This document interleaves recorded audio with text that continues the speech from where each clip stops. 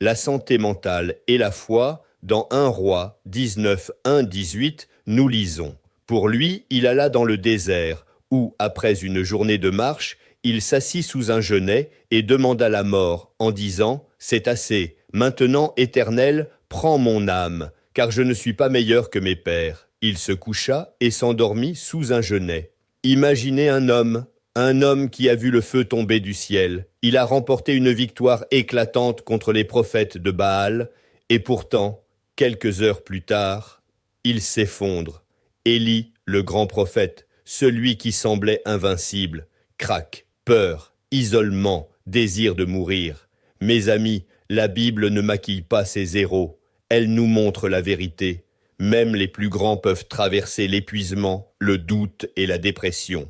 Et c'est là que Dieu intervient, pas avec un coup de colère, pas avec un sermon, mais avec de la grâce. Élie va à dire « c'est assez ». Il reconnaît sa fatigue, dites avec moi dans votre cœur « c'est assez ». Que nous dit cette phrase? Élie est vidé émotionnellement, physiquement et spirituellement.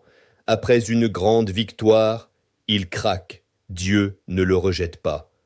Le psaume 34, 19 nous dit « L'Éternel est près de ceux qui ont le cœur brisé ».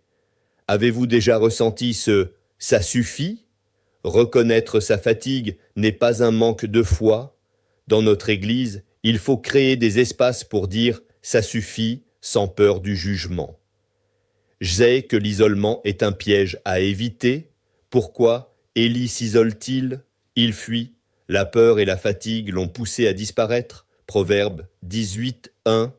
Celui qui s'isole cherche ce qui lui plaît. Combien ici se sont déjà enfermés dans leurs pensées, loin de tout le monde? La foi se vit en communauté. Même dans la détresse, un appel, un message, une rencontre peut briser la spirale. Dieu nous a créés pour vivre ensemble. Voyez-vous, Dieu commence par le corps. Dieu envoie un ange avec du pain et de l'eau, pas de sermon, pas de reproche. D'abord, le corps. Psaume 127, 2. Il en donne autant à ses bien-aimés pendant leur sommeil. Parfois, la solution spirituelle commence par du repos, une meilleure alimentation, un rythme réajusté. Prenez soin de vous, frères et sœurs, mais il y a une restauration progressive. Dieu nourrit Élie 2 fois. Pourquoi? Parce que la guérison prend du temps. Ésaïe 40, 31. Ceux qui se confient en l'Éternel renouvellent leurs forces. La guérison n'est pas instantanée. Acceptez le processus. Avancez un pas à la fois. Écoutez le doux murmure. Dieu n'est pas dans le vent violent, ni dans le feu, mais dans un doux murmure. Psaume 46, 11. Arrêtez et sachez que je suis Dieu. Dieu agit souvent dans le calme, dans la prière silencieuse, dans la présence discrète. La question de Dieu à Élie, « Que fais-tu ici, Élie ?» Dieu pose cette question pour qu'Élie se voie lui-même, pour qu'il parle et clarifie sa douleur. Psaume 62, 9. Répandez vos cœurs en sa présence. Si vous gardez tout pour vous, que se passe-t-il? Le silence amplifie l'angoisse. La confession clarifie et libère. J'aimerais vous dire que la solitude ressentie n'est pas la réalité. Élie pense être seul, mais Dieu lui révèle que 7000 hommes restent fidèles. Hébreux 13, 5. Je ne te délaisserai point et je ne t'abandonnerai point. Nos pensées peuvent déformer la réalité. Confrontez vos perceptions à la parole. Cherchez les visages fidèles autour de vous. Le secret de Dieu à son serviteur lui redonnait une mission. Après restauration, Dieu confie à Élie une mission, oindre des rois et appeler Élisée. Jérémie 29, 11. Car je connais les projets que j'ai formés sur vous.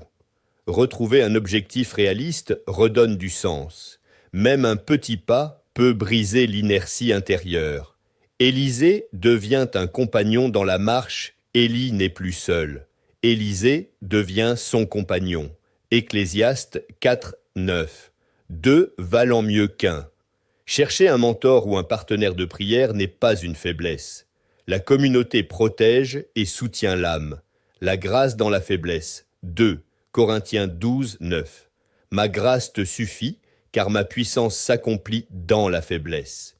La santé mentale et la foi ne s'opposent pas. Chercher de l'aide n'est pas un échec. Dieu transforme notre fragilité en force. Élie n'a pas été remplacé, il a été restauré. La fragilité n'est pas la fin de l'appel. Elle devient le lieu où Dieu nous rencontre le plus profondément. Même dans vos moments les plus sombres, quand tout semble perdu, Dieu commence une œuvre plus grande dans votre vie.